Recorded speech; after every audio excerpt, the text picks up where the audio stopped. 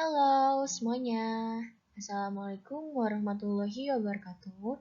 Perkenalkan, nama saya Cahya Restu Pratiwi dari kelas 11 TKJ 2. Di sini saya akan membahas tentang prinsip dan cara kerja routing dinamis.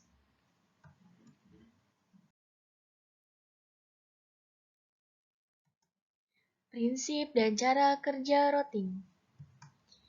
Di sini juga terdapat makna pada router. Router adalah sebuah alat yang mengirimkan paket data melalui sebuah jaringan atau internet menuju tujuannya, melalui sebuah proses yang dikenal sebagai routing. Proses routing terjadi pada lapisan ketiga. Lapisan jaringan seperti Internet Protokol atau IP dari stack protokol 7 lapis OSI. Dan fungsi utama pada router adalah merutekan paket atau informasi. Sebuah router memiliki kemampuan routing. Artinya, router secara cerdas dapat mengetahui kemana rute perjalanan, informasi atau paket yang dilewatkan. Artinya, apakah ditunjukkan untuk host lain pada satu network yang sama ataukah di network yang berbeda. Apabila paket-paket ditujukan untuk host pada network lain, maka router akan meneruskannya ke network tersebut. Dan sebaliknya, jika paket-paket ditunjukkan untuk host yang satu network, maka router akan menghalangi paket-paket itu untuk keluar. Di sini juga terdapat cara kerja router dan dapat dilihat dari gambar ini.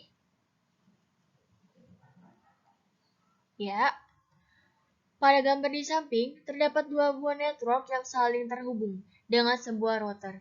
Network di sebelah kiri yang terhubung ke port satu router mempunyai alamat network 192.160.1.0 dan network sebelah kanan terhubung ke port 2 dari router dengan network address 192.165.2.0.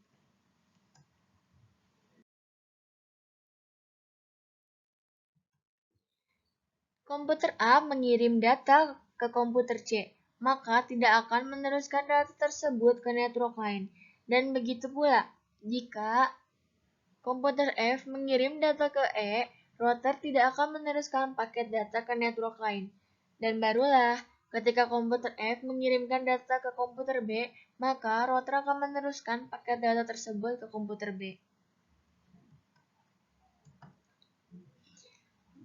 Dan cara kerja router juga mirip dengan bridge jaringan, yaitu mereka dapat meneruskan paket data jaringan dan dapat juga membagi jaringan menjadi beberapa segmen atau menyatukan segmen-segmen jaringannya.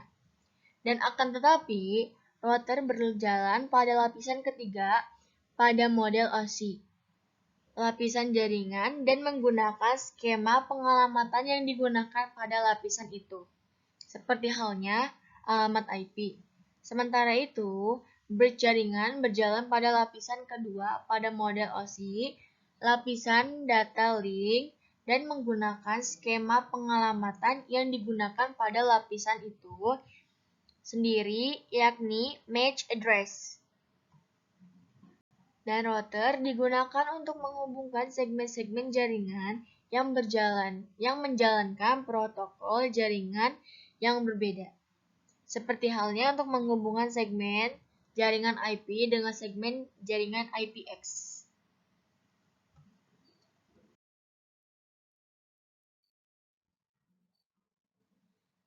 Dan segitu saja yang dapat saya sampaikan. Billahi taufiq wal hidayah. Wassalamualaikum warahmatullahi wabarakatuh. Terima kasih. Bye-bye.